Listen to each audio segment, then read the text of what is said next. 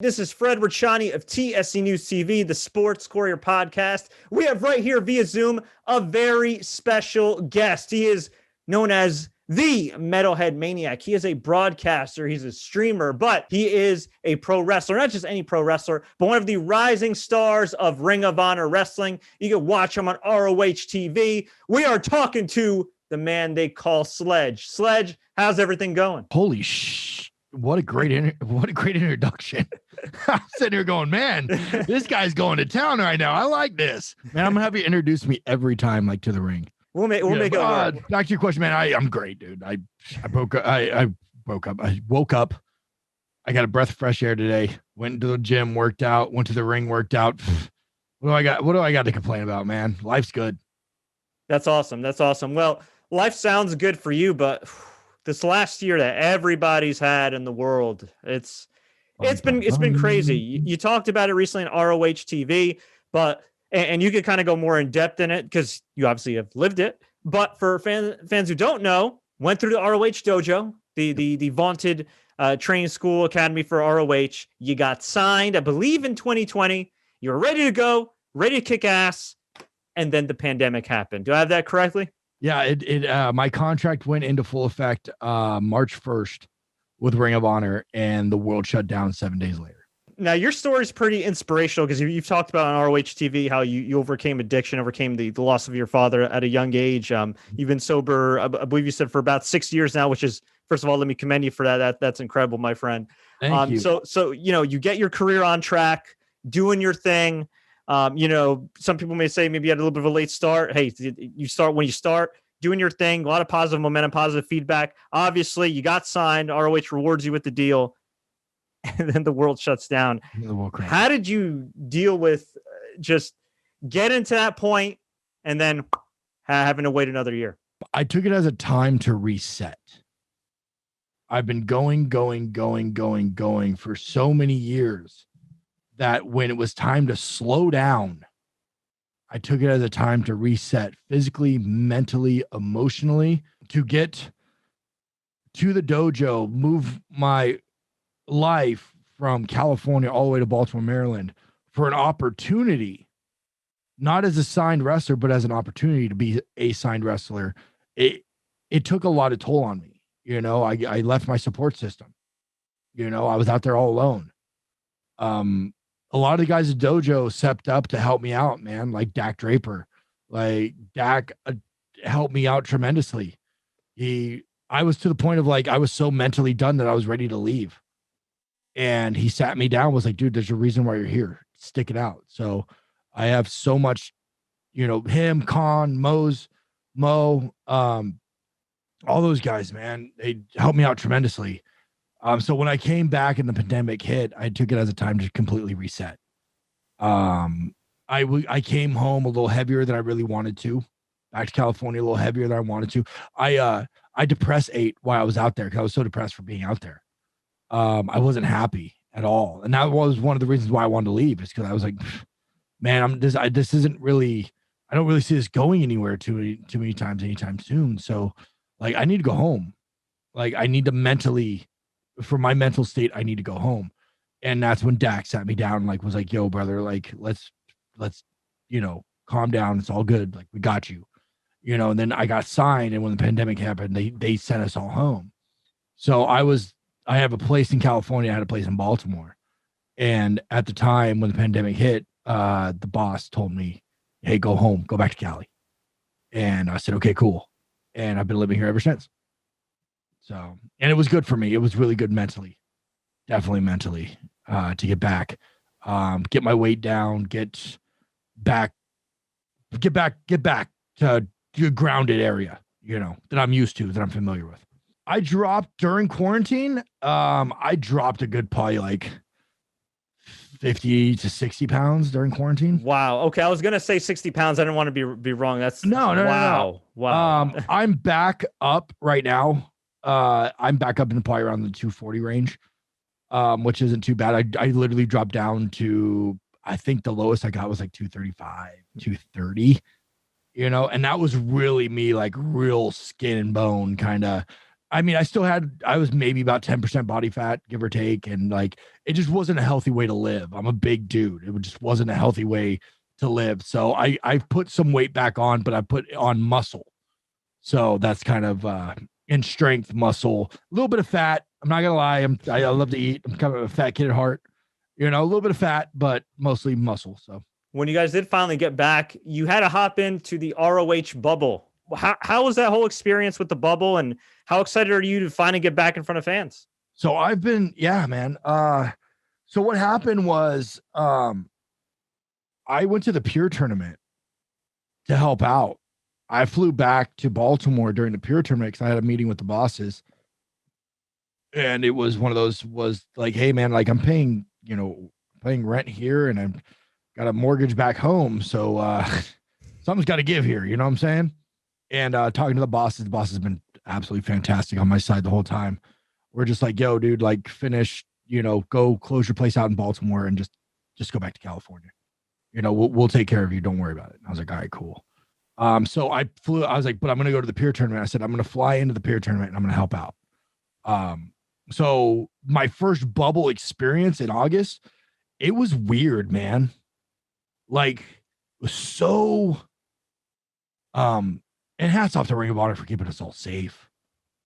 They went through so many measures to make sure we were all safe, man. And, taking multiple COVID tests. They wanted me to COVID test. So I COVID tested before anybody else got to the bubble because I came from California, which was a hot spot. So when I got in, they wanted me to take a COVID test before I even got in the bubble to make sure I wouldn't infect anybody in the bubble. And then I took my COVID test, emailed my results, negative, and they're like, okay, cool. Now you can enter the bubble. I entered the bubble, took another COVID test, negative, so on. So, man, I got an Undertaker streak with COVID tests, brother. I'll tell you this right now. Man, I'm like 30-0 with like COVID tests. Wow. But it was great, man. It was weird though. You couldn't like hug your brothers. You couldn't touch anybody. You couldn't. And like the commission was on you too. They were looking every nick and cranny, man. And yeah, it was rough, but man, I'm so excited to feel the fans, to feel that Ring of Honor energy that I felt before when I was on the road crew. And now it's a talent. It's going to be absolutely fantastic. So excited. Hang on. You said road crew. Yeah. So when you were working at the ROH dojo, what did the road crew entail? Was it like setting up the rings? Was it helping out with production? A little bit of everything? Yeah. So one of the deals I had with Ring of Honor was, hey, come to the dojo, train full time, and to put some money in your pocket, we'll have you drive the ring truck around to all the events and set up the events. So I was like, you know what? It's an opportunity. Might as well take it. Yeah, screw it. Let's do it. And that's what happened is I would drive the ring truck to all the events and set up the events. I was the first one there and the last one to leave, and then drive through the night to the next one. Wow. That's some paying dues. Yeah. Well, I mean, you got to do it, man. There's no, if they told me today, they're like, hey bro, can you go set up the ring? Hell yeah, I would. Like, it doesn't bother me to pay dues. Like, I don't think anything less of anybody that sets up rings. I don't think of anything less of anything like that. It's just one of those things where it's like you're helping out, you're getting it done. And what was so great about it is I was at every single event.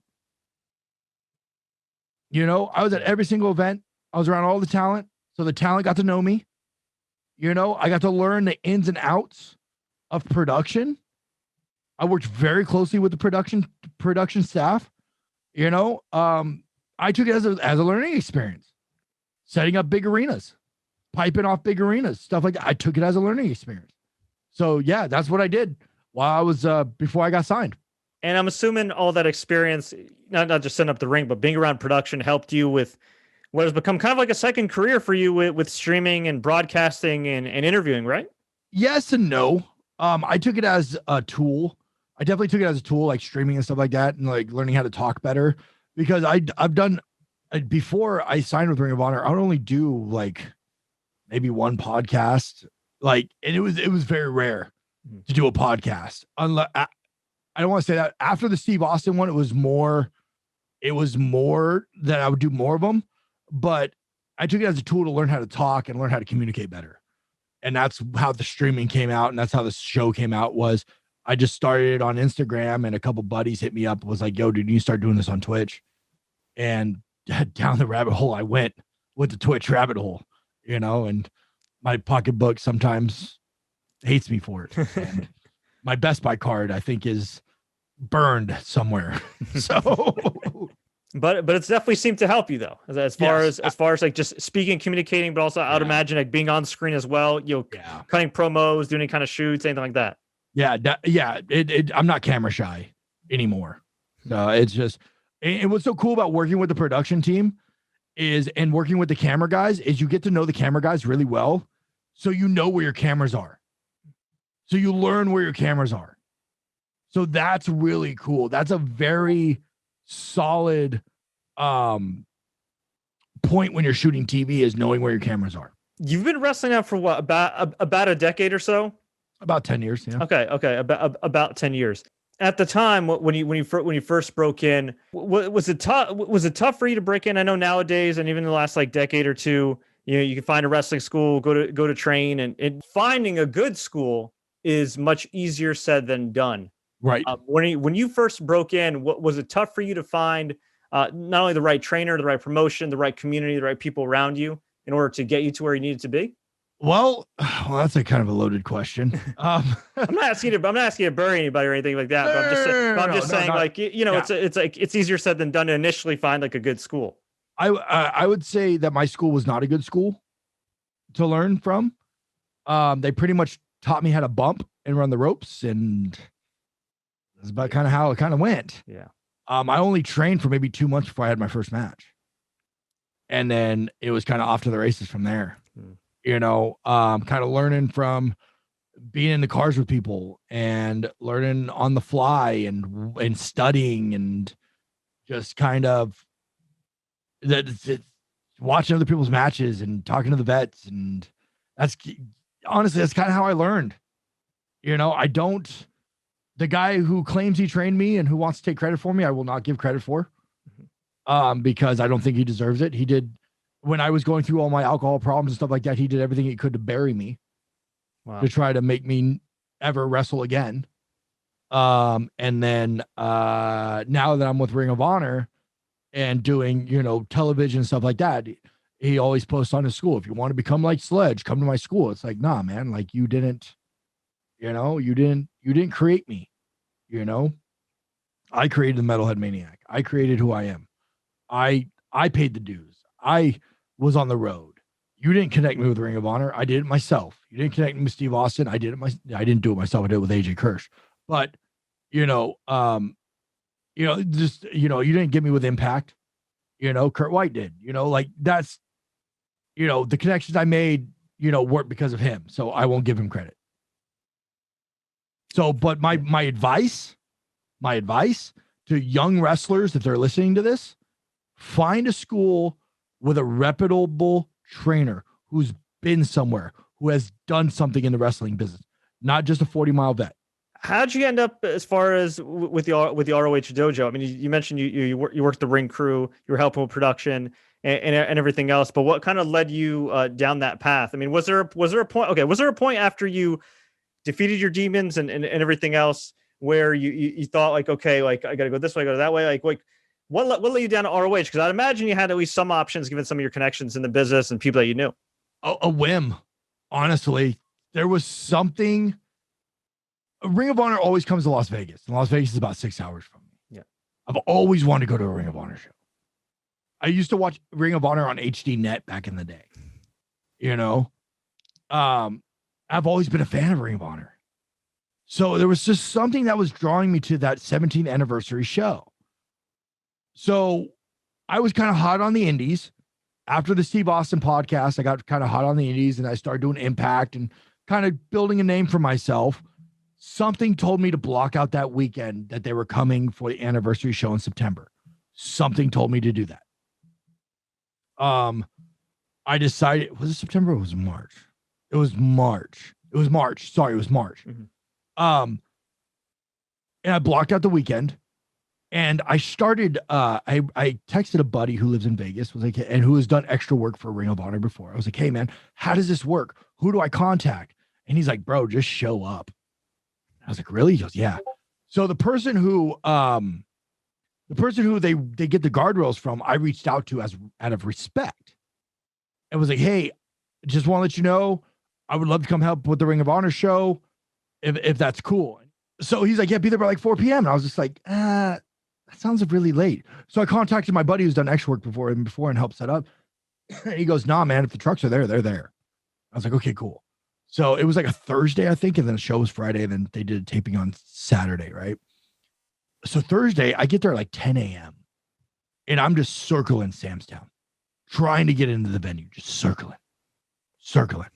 Finally, I get a caught of one of the head ring guys, and he goes, hey man, like, what are you doing? And I'm like, I'm just here to help, brother. Like, whatever you guys need, I'm here to help. And he goes, oh, cool. We don't start until noon. Okay, cool. He's like, so just hang out, whatever, you know? So around noontime, dude, and I just got there and I just busted my ass.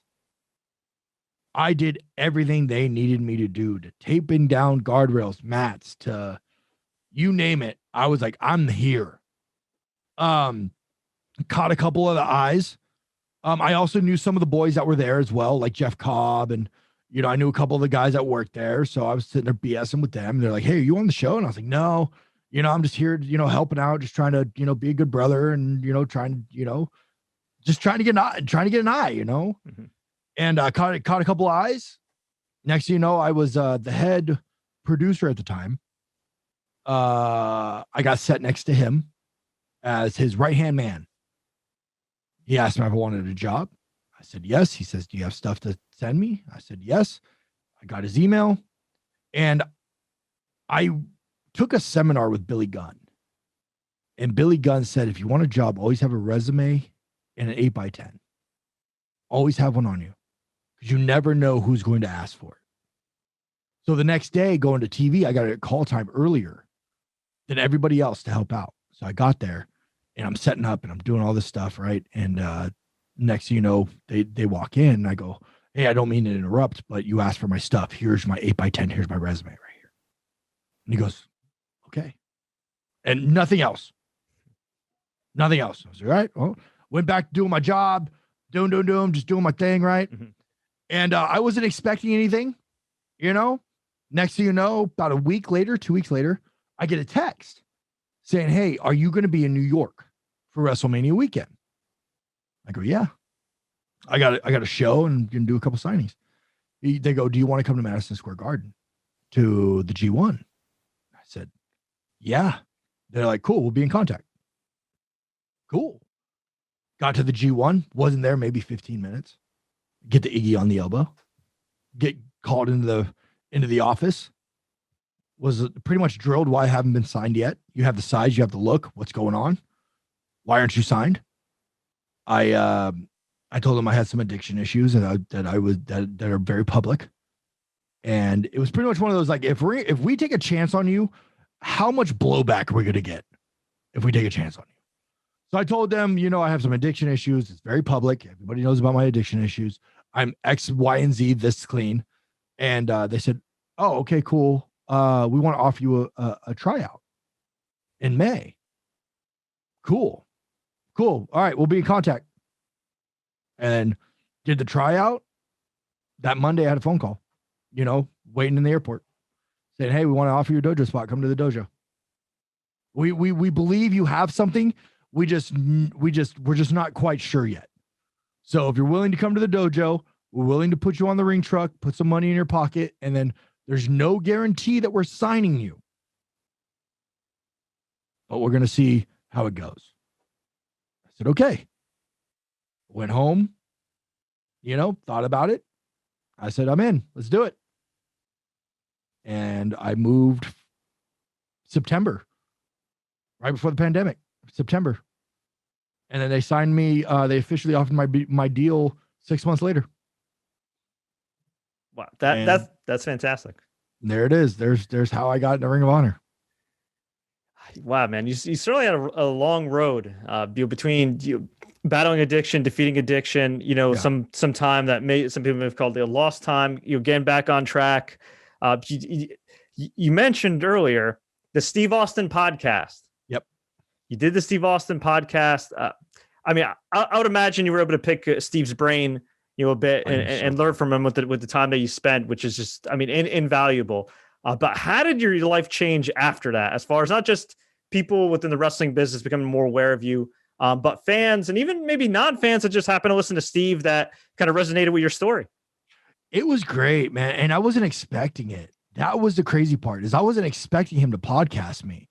I was just there with a buddy, because my buddy did the voice of Buzz in 2K19 or 2K18, one of those two. And he did like the story mode, and he did all the stuff, and he was on Tough Enough with Steve, so he knew Steve. And you're talking about AJ. You're talking about AJ Kirsch, yeah. Okay. Like one of my best friends. So we were traveling together, and he just was like, "Hey, man, I got to drop you off at like some Starbucks, on Sunday because I got this thing to do." I said, "Cool." I know he's an actor. He's probably got an audition or something like that. And then next thing you know, Steve Austin calls him. And he asked if I can tag along, and he said, yeah, told me originally kiss his ass. And then he said, yeah, no, it's cool. You can tag along. Got to Steve's house. Me and Steve kind of started rapping about music, started talking about music, pro wrestling. And then he kind of realized, we started talking about addiction and, so on and so forth. And I think how we got on the addiction, he offered me a beer, and I told him I don't drink. Mm-hmm. I said, I'm a recovering addict.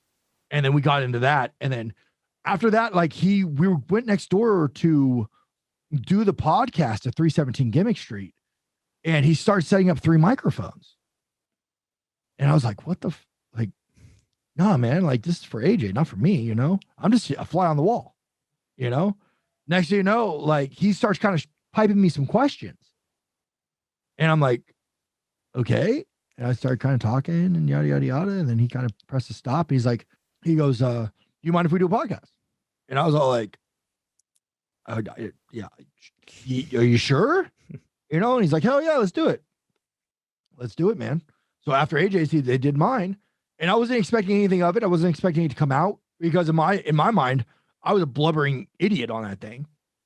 I didn't know. I was so nervous. If we did it now, it'd be so much better. I really would. So Steve, if you're listening to this, let's do it again. And then he texts me. Steve texts me, and he goes, hey, your thing airs to this day. Okay, cool. And the day it aired, man,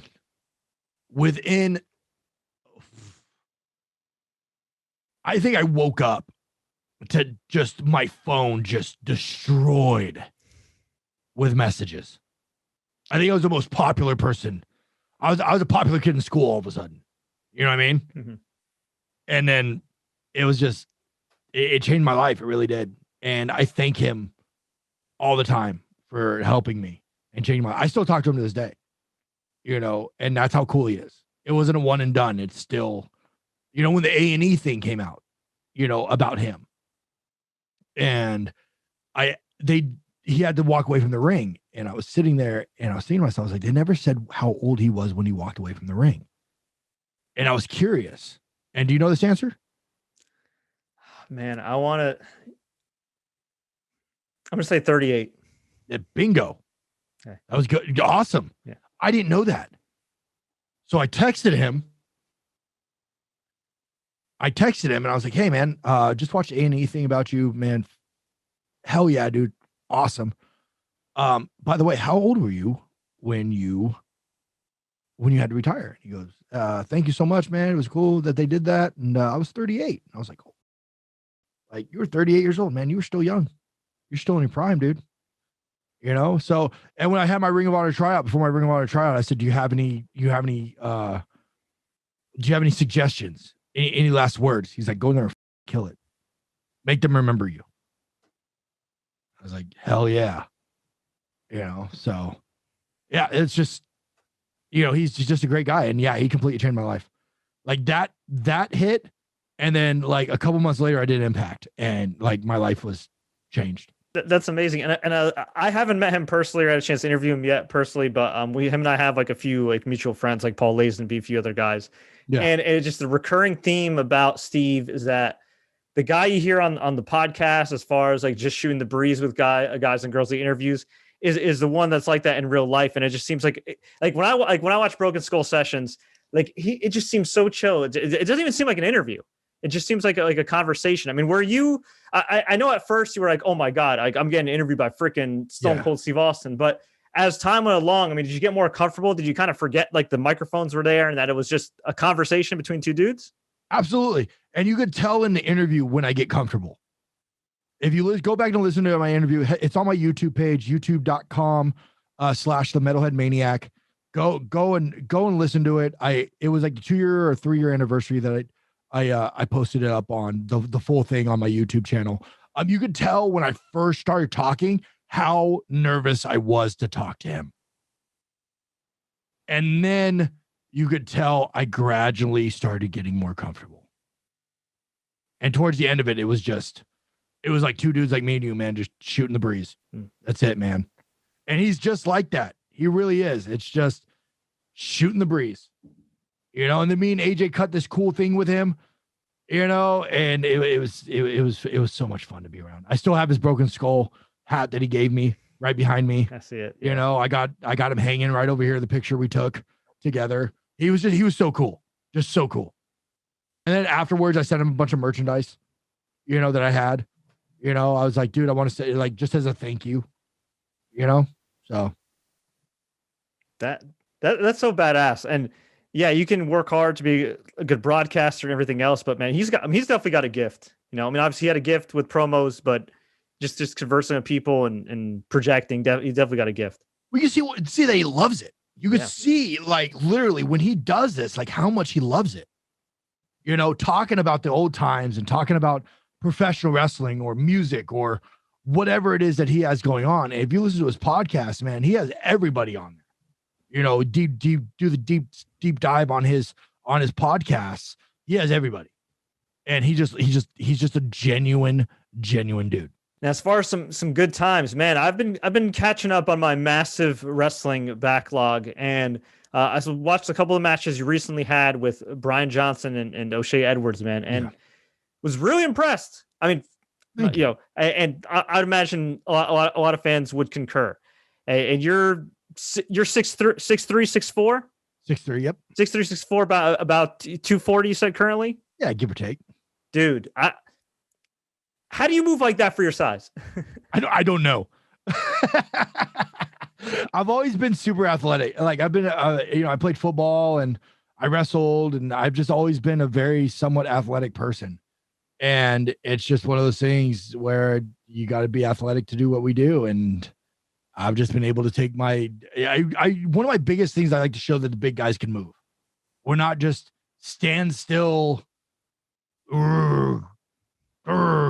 Like we can move, like, and it's fun when we move, Yeah. But we hit just as hard. Yeah. I mean, the work looked good. I mean, obviously you had great opponents to work with as well. Everything looked snug and everything else. But as we mentioned earlier, you did have a long layoff. A lot of wrestlers had a long layoff because independent scene, ROH was shut down for a little while. I mean, it's hard to get in ring shape, and I've always been told you can't really replicate it. It's kind of like a fight. You could have cage time, you could do training camp and everything else, but there's always gonna be a little bit of rust, a little bit of that unknown. So Absolutely. how did you keep yourself in shape, and how did you get to the point where a year later you're looking as good as ever? Hard work, dedication, knowing that they signed me for a reason. I want to make them understand why they signed me. Now I've lost I'm on like a losing streak right now. 2 ties with O'Shea, and then he beat me, and then Brian Johnson beat me. I don't take anything away from O'Shea. He beat me square up. I don't even think at the time, I don't think he realized he pinned me, because we were both so beat up from that battle. When they raised his hand, he wasn't quite sure that they were raising his hand, then finally he came to, and he's going to go off and do amazing things with, Shane Taylor Promotions. Brian Johnson, on the other hand, man, he attacked me before the bell. He took my knee out while I was doing my entrance. And if I get another shot at Brian Johnson, the Mecca, I will derail the Mecca locomotive. I'll tell you that much right now. I will derail him, and I literally will finish the job this time because I had him. He was out, and I made that one mistake that he landed on my knee that was already messed up, and it's still messed up to this day. That I will make sure that I finish him, and I will make sure that he never wrestles again. I do like to ask all my guests some random questions. It's something out of the blue that kind of allows fans to get to know them a little better. Is that cool? Yeah, go for it. I like it. Rapid fire. All right. You broadcast on Twitch, so I got to ask you, what's your all-time favorite video game? I'm a Counter-Strike guy. I'm a first-person shooter kind of guy. I love me a first-person shooter, man. You put me in a first-person shooter, I can get lost in it. Definitely. I've been playing a lot of Left 4 Dead. I know it's kind of an older game. Old school. It's an older game, but it's still a fun game. And a lot of Counter-Strike. Yeah, I'm really into Counter-Strike. Who's the funniest ROH wrestler backstage? I guess probably Josh Woods. Honestly. Okay. That guy's freaking hilarious. He's such a goof. Is there any story you're allowed to tell? I don't really have any stories. We just have really good conversations. He makes me laugh every time. And ever since, even if when I was on the road crew, he still treated me like a brother. He still treated me like I was one of the boys. And I'll always respect him for that. And I talk to Josh, almost every day, via text or whatever it is, man. And he's just one of those guys, man, who just he really big brothers me. And he's been around for a while, Matt Taven. Oh, I can tell you about a rib I did on Matt Taven. Go for it. Well, it wasn't a rib. It wasn't a rib. It was, he got some wrong information from I don't know who. And Matt Taven loves purple. Matt Taven's color is purple. I could have never guessed. You're right. Somebody told Matt Taven I was going to wear purple. So Matt shot me a text. He goes, "Hey, brother, I need to talk to you." I go, "Hey." So he goes, "Meet me in the lobby in 10 minutes. I'm like, I'm in trouble. I was like, I'm starting to go through my mind because I'm such a paranoid freak as it is. And I'm like, what did I say? What did I do? Did I say anything? Did I do it? No, I don't think I did. And he goes, "Hey, man." He goes, "Somebody told me that you're going to wear purple tomorrow." And I go, "What?" He goes, "Yeah." He goes, "Are you wearing purple tomorrow?" And I'm like, "No." I'm like, where do you believe purple would work on me? Seriously. And he goes, "Yeah, I didn't think so." He goes, "What are you wearing tomorrow?" And I go, "I'm wearing white. I'm always going to wear white from now on." You know why? Because somebody told me in the Battle Royal, when I was in the Battle Royal, they said, "We always knew where you were because you were wearing white and you stood out." And I said, "You know what? White's my color now. I'll wear white from now on. I'm always going to be in some kind of white." I was like, "Dude, I'm wearing white." So every time I passed him in the locker room, every time I was like, "Taven, I might wear some purple tonight." I just to mess with him, just to kind of give him the old hee ho kind of thing, And he would walk by and he would be like, "Damn it, you're wearing purple," and it'd be like me in all white, It's just an inside thing we have. Jay Lethal's been great to me. All the guys have been absolutely fantastic to me. I don't have any qualms. Shane Taylor has been fantastic to me. Treats me like I'm a little brother. He always tells me, he goes, "I'm always going to steer you away from the landmine. But if you step on the damn landmine, just remember who tried to steer you away from it." And I'm like, "I got you, dog. I got you." So yeah, I mean, everybody's been absolutely fantastic to me in the locker room, but yeah. Favorite place to eat on the road? So when I'm in Texas, I love Texas. There's a place called the Magic Time Machine. I love going to the Magic Time Machine in San Antonio, Texas. If anybody's listening to this, that's from Texas, you know what I'm talking about, because they will bring you your food. They're dressed up like characters, like Napoleon Dynamite. They've had I think one time I was there, Nacho Libre was there. They'll talk crap to you, but the food's really good and they feed you really good. So every time I'm in Texas, man, we always go to the Magic Time Machine, and it's so much fun. It's always a blast. And then they always have karaoke afterwards. Oh, even better. I always like hang out. Like the place is huge. So they have the restaurant, and then they have the bar area where the karaoke goes, and then they have this downstairs, and they have a comedy club underneath. So at midnight, they always have the comedy where it's just like random people that want to go up there and do stand-up comedy. So we would always hang out, bar closes at 2. So, and, the people I'm usually with are all drinking and having fun, right? So we would always go to the comedy show and then come up and then listen to some karaoke. It's a blast. It's so much fun. I get to go back to Texas in July, man. I can't wait to go back. My fiance's from Austin. I mean, I may have to take a trip to San Antonio. The Magic Time Machine? Brother, the Magic Time Machine. Right. Ask her about it. She's from Austin? Yeah. Ask her about the Magic Time Machine. If she knows about the Magic Time Machine. Okay. Ask her about it. I'm telling you, man. She might know from Austin. By the way, Austin is beautiful. I love Austin. Austin's great. Just got back there from there a few weeks ago. It's awesome. Good. I mean, good food, super chill. Good people. Yeah. Solid people there. Downtown's beautiful. Oh yeah. Downtown, Zilker Park. Yeah. I love it. Yeah, man.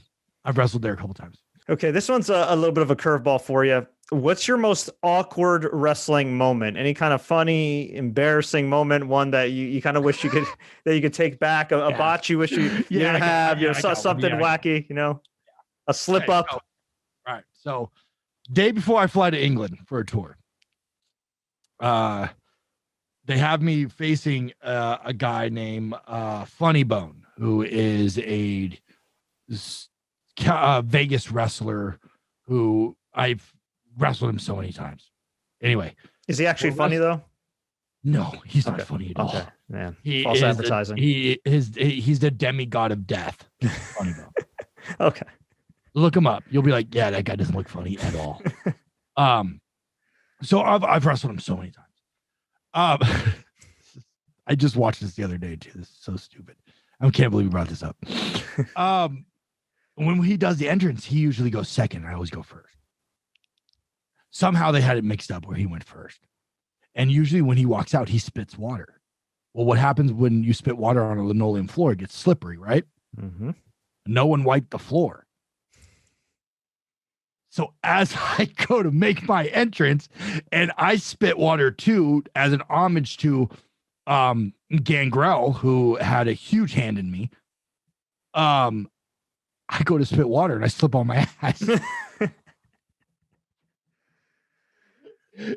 And then I get back up and I'm like, and Funny Bone is literally laughing. He's all in paint, right? He's got covered his face in paint. He's laughing his ass off in the ring, like literally crying, laughing. So I get in the ring and we start talking, like start jaw jacking. He goes, I always go second. I go, I know. I always go first. And he goes, let's do it again. And I was like, screw it. Let's do it again. So I grab my jacket and he grabs his jacket. We go to the back. They hit my music first. I come out. They wipe the floor. He comes out. We start the match. We literally burned like 10 minutes just doing that. It was hilarious. Like I slipped and fell. I was like, oh my gosh, this is the most embarrassing. This is one of the most embarrassing. Dude, I've wrestled as He-Man. I was Scientologist Elvis. I dude, and I was painted fully green. Yeah, dude. And I wrestled my buddy JD Horror, who was a Mormon, who was riding around on a scooter, handing out. It was just the most, dude. I've done some of the most wackiest things, you would never think of. I'm such a bad, you think of this big badass in the ring, dude. I've done some of the wackiest shit. I don't know. I got another story if you want to hear it. Sure, why not? Okay, cool. I was my first tour in England. I went to I went over there and did a tour with WAW, who is the Knight Family Dynasty, who is the parents of Paige and who did the film Fighting with My Family, right? Very close with the family. And I get over there, and I'm on American time zone, and they're like, "Hey, you got to be ready by 6 a.m. We're leaving at like 6," and I'm like, Okay, I finally like fall asleep at like 2. You know, we get to the venue, and Julia, who is the mother, Soraya Knight, wasn't quite sure about me. She sees this big jacked up American dude. You know, she wasn't quite sure about me, and they put me with a guy named Mitchell Starr, who Mitchell Starr is a transgender wrestler. Right? He comes out to dude looks like a lady, and he does with this big old fur feathers and the makeup and all that. It's fantastic. And I go, dude. He goes, well, what do well, mate, what do you want to do? I'm like, dude, you should try to kiss me the whole match. And he's like, what? I go, dude, you should try to kiss me the whole match. He goes, are you okay with that? And I was like, oh yeah, dude. Hell yeah. I was like, here's what we're gonna do. I said, dude, anytime you get a chance, dude, try to kiss me. Lock up, try to kiss me. I was like, you're gonna spin me and you're gonna dip me and you're gonna try to kiss me. Right? I'm gonna cut you off. I'm gonna give you a little steam. You're gonna hit a comeback and you're gonna hit that big kiss. I said, guarantee you, dude. I said, you hit the big kiss, kick me in the gut, give me the stunner, dude, we'll go home right there. He goes, all right, man, you sure? And I was like, yeah. I said, trust me. Trust me. I was like, he's never met me, doesn't know me from Adam. I said, just trust me. We go out there, dude. We lock up. He's trying to kiss me, drives me into the corner.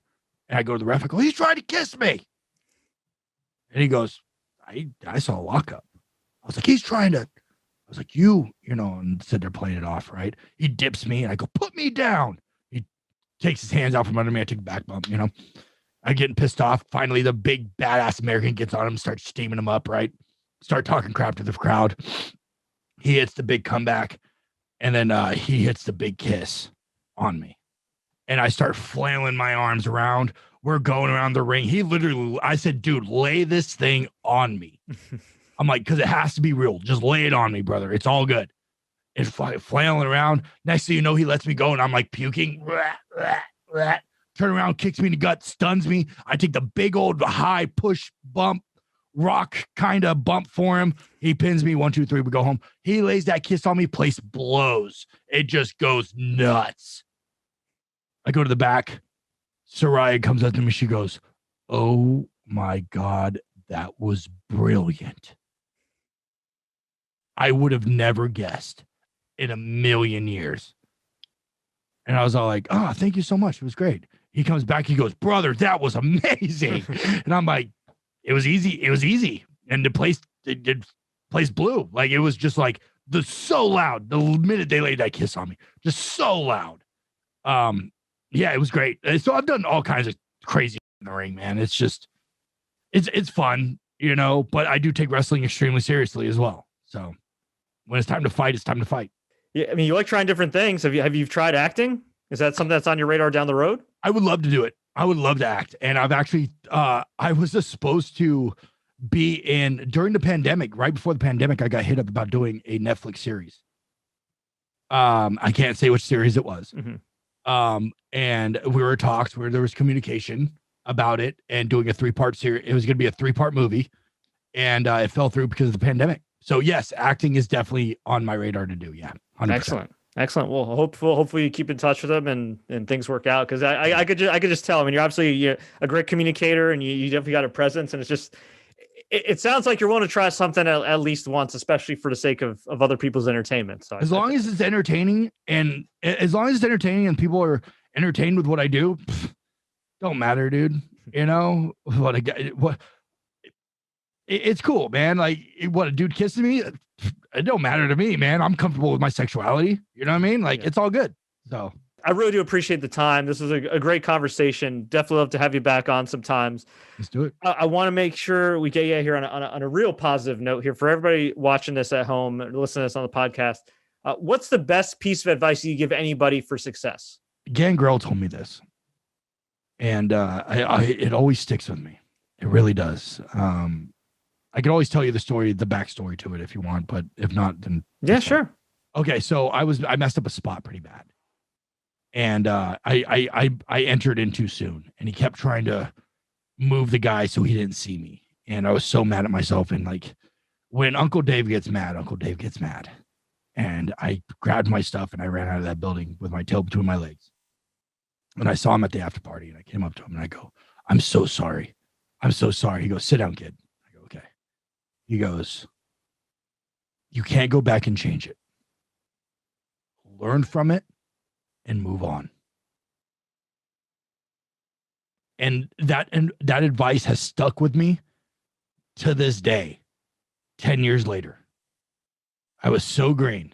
And he says, there's nothing you can do to change it. You can't go back in time. Learn from it and move on. And that will always stick with me. And that's my advice with anybody, with anything that they're going on in their life. You can't change the past. You can't go in the past. You can't change all the mistakes you made. You can learn from them and you can move on. And the thing is, though, is the people in your life can move on with you, or they're not worth being in your life. And before we let you go, where can fans find you online? I make it easy, man. At Sledge 805. That's it. Look me up on Twitter, Instagram, TikTok, Twitch, MySpace. You know, you name it, man. I'm on it.